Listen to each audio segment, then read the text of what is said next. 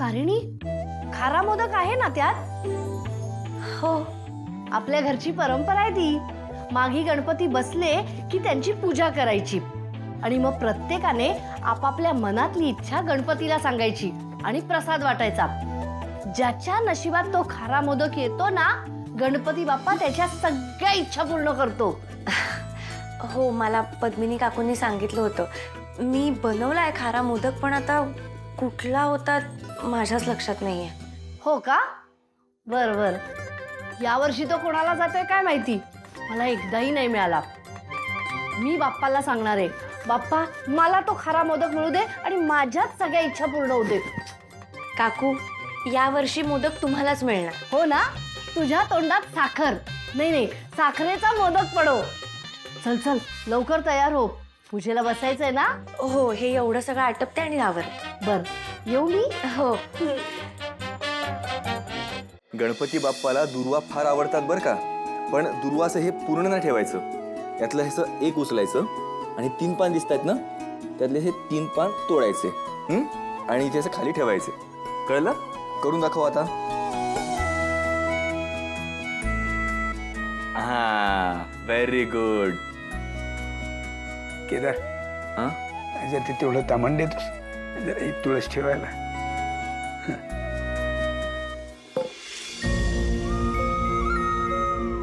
हा, very good.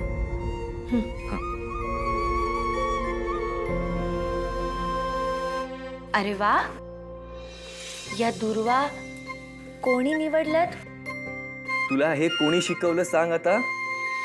इरा, कोणी शिकवलं तुला? हा, मामानी शिकवलंय. मस्त. मग तुला काय वाटलं इरा फक्त तुझीच फ्रेंड आहे?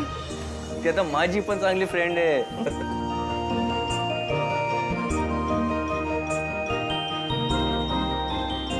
तुमची टीम पण आहे? हो, अगदी बरोबर आहे. नाही काय आहे, भाची आणि मामाची टीम एकदम बेस्ट असते. हो ना इरा? काय? आम्ही दोघच नाही, दया आबा पण तुमच्या टीम मध्ये आहेत? अरे वा. चला, पूजेची तयारी झालीये. इरा, आता आपण रेस लावूया. हा, कोण पटकन ते सोफा आहे ना त्याला हात लावून येतं ते. चल चल चल चल चल चल चल चल पटकन. बाबा, काय मी ठीक आहे. मी आज बाप्पाकडे प्रार्थना करेन, तुमच्यातलं आणि केदारमधलं अंतर लवकर दूर व्हावं यासाठी. आणि बाबा, जर खारा मोदक तुम्हाला आला मग तर प्रश्नच मिटला ना.